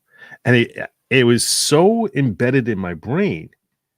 It was so embedded in my brain that I was like, when I was arguing with someone about whether or not this happened, I was really wondering whether it was a Mandela effect. I was wondering whether it was a Mandela effect. And I know that some of you are going to sit here and start screaming, dancing Israelis or other stupidity. But I'm not worrying about that. I simply want you to watch this. I'm not going to. I'm going to do something that I never do, because I spent so long trying to find this, and it's so miraculous that I found this, and I don't want this to get lost again. And I don't know if I'll lose it again, if I'll find it, whatever. What I'm going to do is this. I'm actually going to take myself off camera. It's a video that's 1 minute and 56 seconds long. 1 minute and 56 seconds long. And I'm going to play this video. I'm taking myself off camera. It's going to play it uninterrupted for the next minute and 56 seconds. And you can all just understand this, that when I was watching this, it was right after the towers fell. And those who have questions about events that happened during the subsequent year, 2 years, 5 years. 5 years. Those who have questions about that, understand that this is what most Americans saw the week, if not the day, of 9/11.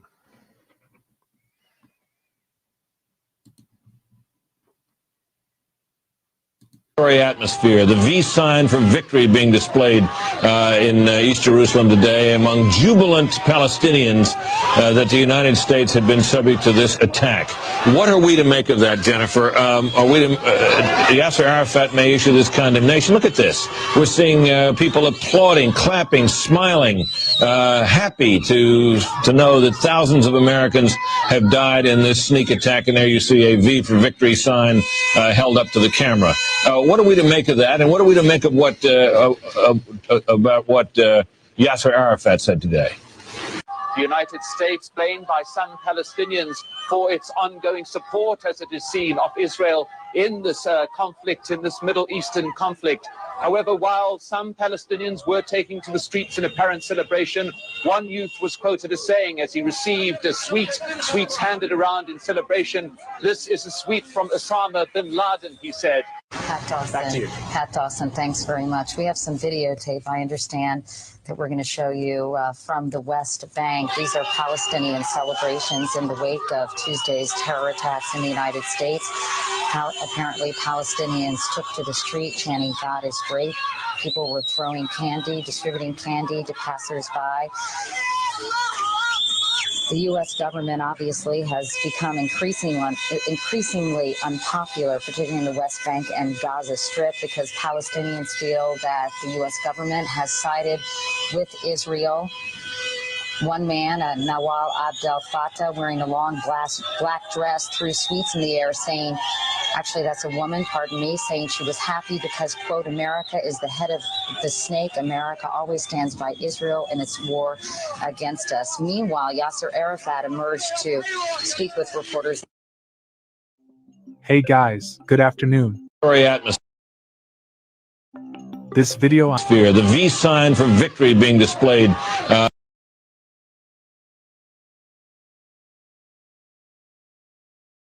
I'm showing you is a recording from a security camera. That was a video that most of us had seen the week of 9/11, and the shock that we all had at, an entire city jubilant about the death of thousands of Americans. Anyhow, if I told you it happened and you don't see the video, you think I'm misremembering, I'm exaggerating. They're talking about sweets from courtesy of Osama bin Laden. That's what they're screaming in East Jerusalem, and in the West Bank and in Gaza. So, yeah, if you think that mindset is like, oh yeah, go America, it's just the Jews. Okay, maybe, could be. You can draw your own conclusions. Anyhow, that's my show for today. I thank you all for joining me. Hope you enjoyed yourself. Hope you learned something. Tomorrow, I plan on doing a locals in the afternoon. Depends what time. I have a motion in the morning. Depends what time I get back. So it'll probably be, I don't know, around afternoon/early evening. And that's pretty much, that's what I got for you all. That's what I got for you all. Worcestershire says, news Eimer. Big Poop says, watching late trying to catch up. A single Google search says that the average female has between 1.29 and 1.79 nanomoles of testosterone from 2019, when we were trying to decide if natural women with high testosterone were at an unfair advantage. Yeah, it seems kind of crazy. Seems kind of crazy. But it is what it is. And in Rumble, I'm good over here. Yeah, we're gonna Rumble, and finally, I have this. Vellum, not paper, plus quills equals V wet. Oh, okay. And Drop Backer said that his information on Washington was no point, just fun facts. K-Vel, I remember 9/11. I was in basic and we were not allowed to watch TV. When it happened, we were on the 240B range when one of the DIs said the towers were attacked.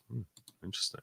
When we got back to the barracks, our DI told, turn the news on, turn up the volume, but the TV stayed in his office. I'll never forget. And Worcestershire says that was a generation ago, not for us, but the under 30s, they can't connect it. Apparently not. All right. Well, that is our show. I think it's time for me to land my plane. Send you all on out of here. Send you to new places. I gotta get to bed, right? That's what I'm supposed to be doing. I'm supposed to be going to bed. I do have court in the morning, so definitely want to make sure that I'm not late for that. So I will wish you all well. Tell you I look forward to seeing you on Locals, which is goodlogic.locals.com. Goodlogic.locals.com tomorrow. I plan on reviewing the Destiny thing there. So for those of you who are upset that you lost the vote, or didn't win it by enough for me to change my entire focus tonight, that will be on Locals tomorrow. Goodlogic.locals.com. Till then, I urge you all, take care of yourselves, look out for your loved ones, be happy, and eat the bugs. And as always, Godspeed.